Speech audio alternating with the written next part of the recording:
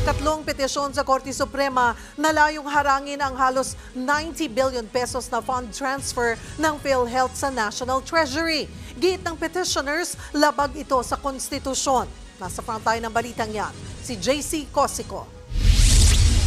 Muling kinwestiyon sa Korte Suprema ang pagsasauli ng halos 70 bilyong pisong sobrang pondo ng PhilHealth sa National Treasury. Nagtungo sa SC ang Isang Bayan Coalition at iba pang grupo para hilingin ang paglalabas ng temporary restraining order laban sa pagsasauli ng pondo ng PhilHealth. Ayon sa isa sa mga petitioner na si dating Supreme Court Associate Justice Antonio Carpio, labag sa batas ang probisyon sa 2024 General Appropriations Act kaugnay ng paggamit ng sobrang pondo ng government-owned and controlled corporations o GOCC sa unprogrammed appropriations. Ito yung mga proyektong wala pang tukoy na pagkukunan ng pondo. And the Constitution is very clear.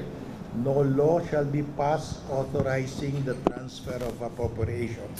Ngayong araw, nairemit na ng PhilHealth sa National Treasury ang third tranche na nagkakahalaga ng 30 bilyong piso. Sa Nobyembre naman, ang natitirang 29 billion pesos. Para sa petitioners, dapat daw ginamit na lang ang pondo pandagdag benepisyo at pababain ang kontribusyon ng mga miyembro. Bukod sa Isang Bayan Coalition, humiling din ng TRO ang grupong Bayan Muna sa SC para ipahinto ang pagsasauli ng PhilHealth funds. Wala pang pahayag ang PhilHealth tungkol sa mga bagong petisyon. Pero dati na nitong sinabi na hindi raw galing sa kontribusyon ng mga miyembro ang sobrang pondo, kundi mula sa subsidy ng gobyerno. Ang Department of Finance naman na naglabas ng circular para payagan ang pagsasauli ng pondo, nirerespeto ang paghahain ng petisyon ng mga grupo. Ayon kay Finance Secretary Ralph Recto, susundin nila ang magiging desisyon ng SC. Magsasagawa naman ng oral arguments ng SC sa mga naunang petisyon sa Enero na kung may question din sa pagsasauli ng pondo ng PhilHealth. Nagbabalita mula sa Frontline, JC Cosico, News 5.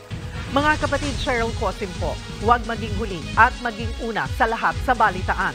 Para sa tuloy-tuloy na talakayan sa Frontline, mag-follow at mag-subscribe sa social media pages ng News 5.